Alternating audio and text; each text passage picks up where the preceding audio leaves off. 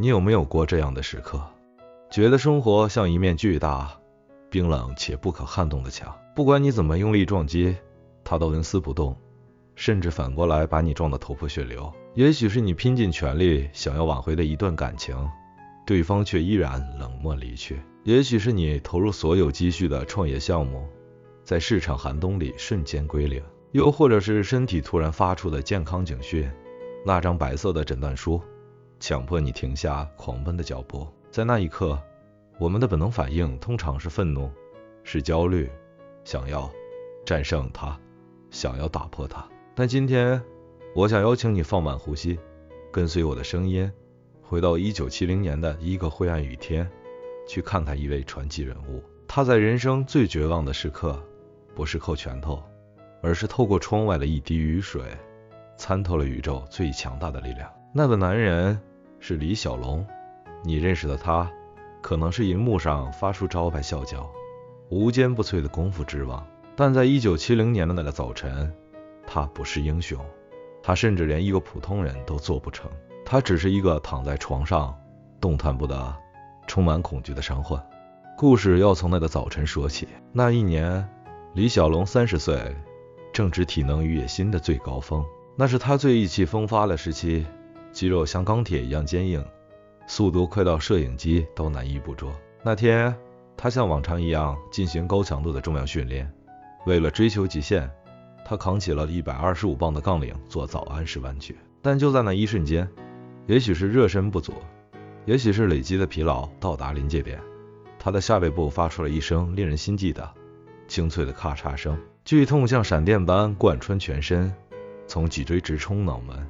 他倒在地板上蜷缩成一团，冷汗湿透了背心。随后的诊断结果对这位武术家来说无异于死刑判决。医生拿着 X 光片，表情严肃地宣判：李先生，你的第4节腰椎神经受到永久性严重损伤。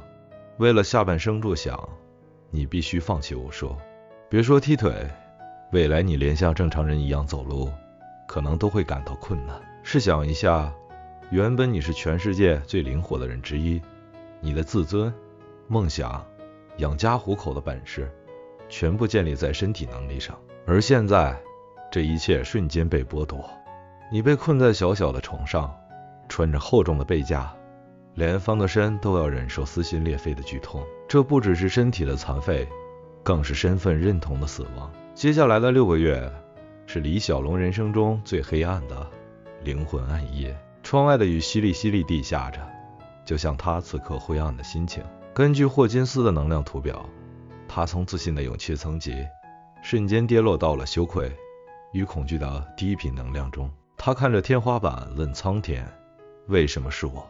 为什么在我准备大展宏图时夺走一切？他看着日渐消瘦的肌肉，内心充满恐惧、愤怒、不甘心，对未来的恐慌。这些负面情绪像生锈的铁链一样锁住了他。这就是我们常说的卡点。当外在的一切都被剥夺，当你引以为傲的身份标签被撕碎时，你还剩下什么？在不得不卧床休养的半年里，李小龙做了一个决定：既然身体动不了，那就动脑；既然向外扩张的路被堵死了，那就向内探索。真正的强者不是从不跌倒，而是跌倒时顺手在地上捡起了一把钥匙。他让妻子琳达去图书馆借来了所有关于哲学、心理学、东方禅宗的书籍。在安静的卧室里，他如饥似渴地阅读。他读了克里希那穆提的《第一次与最后一次的自由》，读了禅宗之道，数千本书籍堆满了床边。他不再只是思考如何击倒对手，而是开始思考如何诚实地表达自己。就在这段最安静、最痛苦的日子里，某个下雨的午后，他望着窗外，雨水打在窗台上，并没有因为撞击而受伤，反而是顺住缝隙轻盈地流走了。雨水汇聚成小水流，流过花园的石头。他没有试图推开石头，而是温柔的包容，绕过，继续向第一处流动。这一幕像一道闪电击中了他的灵魂。他想起师父叶问曾说：小龙，你太刚强了，要放松，要像水一样。当时他年轻气盛，听不懂，以为放松就是软弱。但此刻在经历破碎后，他终于懂了。他想起了老子的智慧：天下莫柔弱于水，而攻坚强者莫之能胜。水是宇宙中最柔软也最强大的，你抓不住它，砍不断它。倒入杯子，它就是杯子的形状；倒入茶壶，它就是茶壶的形状。水没有固定形状，所以能适应任何环境。它不与原石硬碰硬，而是流过它，最终滴水穿石。李小龙顿悟了，之前的他太想赢，太执着于形式，而宇宙透过这次受伤告诉他一个真理：要学会空。他在笔记本上写下那句震撼世界的名言：Empty your mind， 清空你的思绪。只有当你是空的，你才能拥有无限可能。这就是臣服的真谛。臣服不是认输，不是躺平放弃，真正的臣服是像水一样，完全接受当下的形态，不与现实对抗，然后流动到下一个出口。